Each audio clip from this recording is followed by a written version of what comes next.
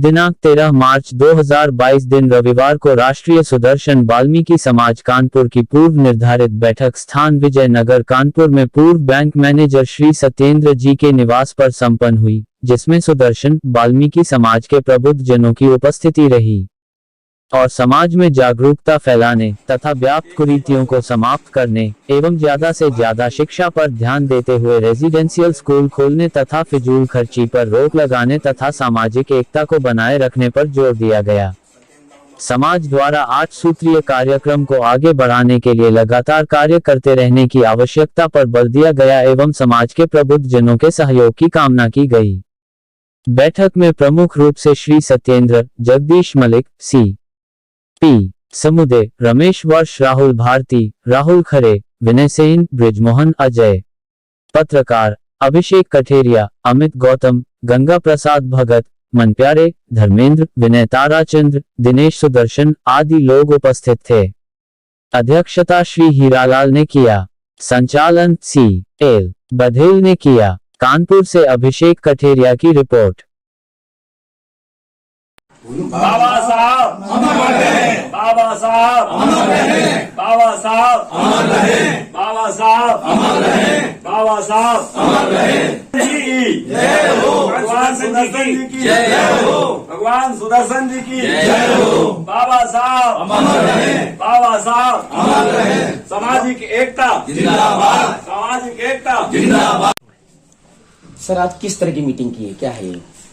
आज जो ये मीटिंग थी, ये हमारे राष्ट्रीय सुदर्शन वाल्मीकि समाज के तत्वाधान में सुदर्शन वाल्मीकि समाज के प्रबुद्ध जनों की बैठक थी, जिसमें समाज के विभिन्न समस्याओं पर हम लोग चर्चा किए हैं और आगे निर्णय ये लिया गया है इस बैठक में कि हम लोग शिक्षा पर विशेष ध्यान देंगे। जो समाज में कुरीतियां हैं उनको दूर करने का काम करेंगे। साथ ही हम लोग जो है एजुकेशन पर विशेष ध्यान देंगे और जो हमारे डॉक्टर भीमराव अंबेडकर जी हैं, उन्होंने जो हम लोगों का मार्गदर्शन किया है और इस देश का मार्गदर्शन किया है, जितना बड़ा संविधान दिया है, उनके बताए हुए रास्ते पर चलने का हम लोग सब प्रयास करेंगे। आज की बैठक में प्रमुख रूप से यही मुद्दे रहे। कुछ एक कागज आपका कुछ जारी है जिसमें सुदर्शन समाज का है, उसमें 8 कुछ बिंदु हैं, वो मैं आपको उपलब्ध करा देता हूँ। वे एक निकाल दीजिएगा जरा उसको जी। तो ये हमारे संस्था के उद्देश्य हैं और इन पर 8 बिंदु हम लोगों ने अभी तक लिए हैं। आवश्यकता पड़ेगी तो और बिंदु इनमें शामिल कर लेंगे यदि आवश्यक होंगे तो, और इसको हम लोग जो है अभियान के रूप में लेकर के कार्य करने वाले हैं। प्रेजेंट टाइम आप सरकार के बीजेपी सरकार में है, फिर भी आपकी जो कार्यकाल है किस तरीके से होंगी? देखिए, सरकार से जो संबंधित समस्याएं होंगी वो हम लोग संगठन की शक्ति के माध्यम से सरकार के सामने रखेंगे, संबंधित मंत्रियों के सामने रखेंगे, प्रशासन के सामने रखेंगे। जहां से भी चूंकि संविधान में जो हमें अधिकार दिए गए हैं वो तो सरकार किसी की भी वो करना पड़ेगा और हम अगर हमारे पास शक्ति है, ताकत है, सामाजिक ताकत हमारे साथ है, तो निश्चित रूप से हम कह सकते हैं कि हम कोई भी ऐसी समस्या नहीं जो हमें मिलनी चाहिए उस पर इग्नोर किया जा सके। सर, क्या नाम है आपका? मेरा नाम हीरालाल है। सर, आज की जो मीटिंग रखी गई आप लोगों की, इस मीटिंग में क्या उद्देश्य निकला? हमारे समाज का जो है शैक्षिक स्तर और आर्थिक स्तर और आर्थिक स्तर, सामाजिक स्तर काफी नीचे है। इसमें विशेष स्तर जो की है समाज शिक्षा का स्तर काफी नीचे है, जिसकी वजह से हमारा समाज उठ नहीं पा रहा है और उसके संसाधन भी नहीं है।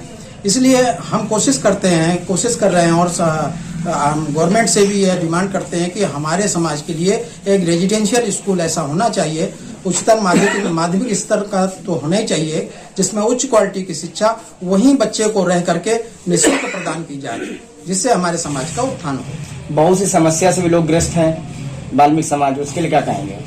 शिक्षा से सारी समस्या का हल हो जाना है। अगर हमारा समाज शिक्षित हो जाए तो जागरूक हो जाएगा, उससे आर्थिक उन्नति भी हो जाएगी उसकी, और अन्य समस्याओं का भी हल शिक्षा ही है। सर, किस तरह की मीटिंग है आज यहाँ पे? आज जो समाज की हमारी दयनीय स्थिति है, आज़ादी के 75 साल बाद भी एक नारकी जीवन जो हमारा समाज जी रहा है, उसी में शिक्षा का ज़्यादा से ज़्यादा प्रचार हो और जो हमारे लोग भाजपा से जुड़े हुए हैं उसको सपोर्ट कर रहे हैं, वर्षों से जुड़े हुए हैं, हम उनके माध्यम से सरकार से भी ये कहना चाहते हैं कि सरकार हमें ऐसी सहूलियतें प्रदान करे, जैसे अभी हमारे इंजीनियर साहब ने कहा कि एक स्कूल की ऐसी स्थापना हो जिसमें बोर्डिंग वगैरह की व्यवस्था हो, जहां हमारे बच्चे वहीं रह करके एजुकेशन को प्राप्त कर सके। और सरकार से भी ये निवेदन करना चाहेंगे, सरकार ने जो ये ठेकेदारी प्रथा बना रखी है और आउटसोर्स कर रही है सफाई कर्मचारियों का काम, इस पर रोक लगाए और परमानेंट जो सफाई कर्मचारी हैं उनकी नियुक्ति की जाए ताकि उनका जीवन सुधर सके। यही हम लोगों ने इसी विषय पर विचार किया।